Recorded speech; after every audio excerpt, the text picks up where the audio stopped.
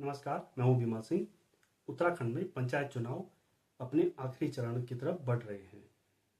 इस बार त्रिस्तरीय पंचायत चुनाव कई वजहों से चर्चाओं में बने हुए हैं, लेकिन जो पूरे प्रदेश में सबसे ज़्यादा चर्चा का विषय बने हुए हैं वो है उत्तराखंड के 2 गांवों में निर्विरोध ग्राम प्रधानों का चुनाव। एक है सेवानिवृत्त IPS अधिकारी बिमला गुंज्याल और दूसरे हैं सेवानिवृत्त कर्नल यशपाल नेगी। बिमला गुंज्याल पिथौरागढ़ जिले के ब्यास घाटी में स्थित गुंजी गांव से और यशपाल नेगी पौड़ी गढ़वाल के बीरोंखाल विकास खंड के बिरगढ़ गांव से निर्विरोध प्रधान निर्वाचित हुए हैं। ये दोनों लोग उच्च पदों पर आसीन रह करके अपनी सेवाएं दे चुके हैं और अब सेवानिवृत्त होकर के अपने गांव की तरफ लौटे हैं। ये लोग चाहते तो किसी बड़े शहर में कोई बंगला लेते या कोई फ्लैट लेकर के आलीशान जीवन जी सकते थे, लेकिन इन दोनों ने उस तथाकथित आलीशान जीवन शैली को छोड़ करके अपने गांव की ओर रुख करना बेहतर समझा और आज इन दोनों को इनके गांव के लोगों ने निर्विरोध ग्राम प्रधान चुना है, जिसकी वजह से ये पूरे प्रदेश में चर्चा के विषय बने हैं। उत्तराखंड ही नहीं, इसके बाहर भी इसकी चर्चा हो रही है कि एक सेवानिवृत्त IPS महिला अपने गांव में ग्राम प्रधान बन रही हैं और दूसरे सेवानिवृत्त कर्नल ग्राम प्रधान बने हैं। तो प्रदेश के मुख्यमंत्री पुष्कर सिंह धामी ने इन दोनों अधिकारियों के ग्राम प्रधान निर्विरोध निर्वाचित होने पर अपनी प्रतिक्रिया देते हुए उन्हें शुभकामनाएं दी और साथ ही इसे रिवर्स पलायन की दिशा में एक बेहतर पहल बताया। ये दोनों लोग उत्तराखंड के उन लोगों के लिए भी एक प्रेरणा का स्रोत बन सकते हैं जो पलायन करके शहरों में बस चुके हैं या जो पलायन करने की तैयारी में बैठे हुए हैं। उत्तराखंड की सबसे बड़ी समस्या पलायन ही है, जिसकी वजह से पूरे गांव खाली होते जा रहे हैं। और जिस तरह से इन दो लोगों ने एक साहसिक कदम उठाया है, उससे उत्तराखंड की तस्वीर आने वाले समय में बदल सकती है और ये एक पहल भी हो सकती है।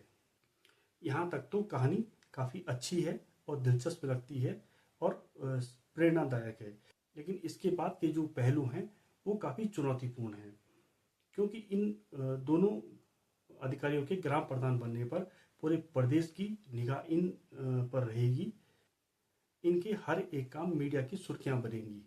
वे लोग अपने गांव में किस तरह की विकास योजनाएं लाते हैं और कैसे काम करते हैं, किस तरह की उनकी कार्य करने की शैली रहती है, वो सब भी लोगों की निगाह में रहेगा और लोग उसको देखना चाहेंगे, उसको समझना चाहेंगे कि आखिर एक उच्च पद पर आसीन लोग जब गांव की सरकार बना रहे हैं तो फिर वो उस अपने गांव को किस तरह से आगे बढ़ाते हैं और उनकी भविष्य की क्या योजनाएं होंगी।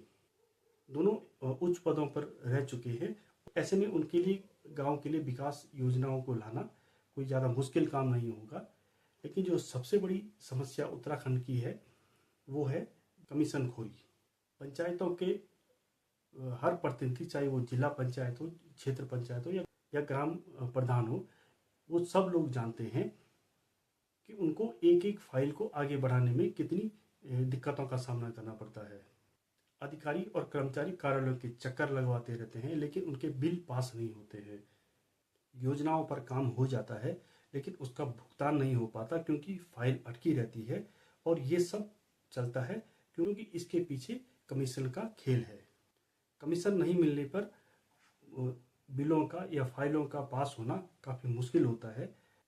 फाइलें एक टेबल से दूसरे टेबल पर घूमती रहती हैं, कई महीने बीत जाते हैं, उसके बाद भी फाइल आगे नहीं बढ़ पाती है। ये उत्तराखंड के हर जिले और हर ब्लॉक की कहानी है और अगर कोई दबाव बनाने की कोशिश करता है तो उसके दस्तावेजों में कई तरह की खामियां बता दी जाती हैं। उत्तराखंड पंचायत का हर प्रतिनिधि जो पूर्व हो चुका है वो अच्छी तरह से जानता है कि उनको बिलों को पास कराने में किस तरह की दिक्कतें आई और क्या क्या पापड़ बेलने पड़े। कुछ जगह पे जरूर लोग ईमानदारी से काम करते हैं, लेकिन वो संख्या बहुत कम है। ज़्यादातर मामलों में बिना कमीशन के कुछ भी काम नहीं होता है। अब सवाल ये है कि क्या इन दोनों अधिकारियों से कोई कर्मचारी या अधिकारी जो ब्लॉक लेवल पे या जिला लेवल पे बैठे हुए हैं वो कमीशन मांगने की हिम्मत कर सकते हैं। बिमला गुंज्याल पूर्व IPS अधिकारी रही हैं। विजिलेंस में पुलिस महानिरीक्षक आईजी पद पर सेवा दे चुकी हैं और दूसरे जो यशपाल नेगी हैं वो सेना में कर्नल रह चुके हैं और सेना का डिसिप्लिन हर किसी को पता है। तो क्या कोई इन दो पूर्व अधिकारियों से कमीशन लेने की हिम्मत कर सकता है? और उम्मीद ये की जाती है कि यहाँ से शायद वो सिस्टम भी कुछ सुधर जाए जिसपे कमीशन खोरी का दाग लगा हुआ है और जिसकी वजह से लोग काफ़ी परेशान रहते हैं। और अगर ये दो अधिकारी इस तरह के काम करने में सफल होते हैं तो ये भी उत्तराखंड के लिए एक बहुत बड़ी उपलब्धि ही मानी जाएगी। उत्तराखंड के लोगों को, खासकर यहाँ के जो गांव के लोग हैं, गांव की जनता है, उनको उम्मीद है कि इस तरह के अधिकारी अगर सेवानिवृत्ति के बाद क्षेत्रीय जनप्रतिनिधि बनते हैं तो कुछ न कुछ उस सिस्टम में सुधार जरूर होगा, क्योंकि इनकी आवाज़ अगर उठती है तो वो काफ़ी दूर तक जाएगी, उसका काफ़ी असर होता है। अब देखना ये होगा कि उत्तराखंड का ये सिस्टम कैसे काम करता है और ये लोग इससे कैसे काम करवा पाते हैं। आज के वीडियो में इतना ही। वीडियो को लाइक कीजिएगा, चैनल सब्सक्राइब जरूर कीजिए। नमस्कार।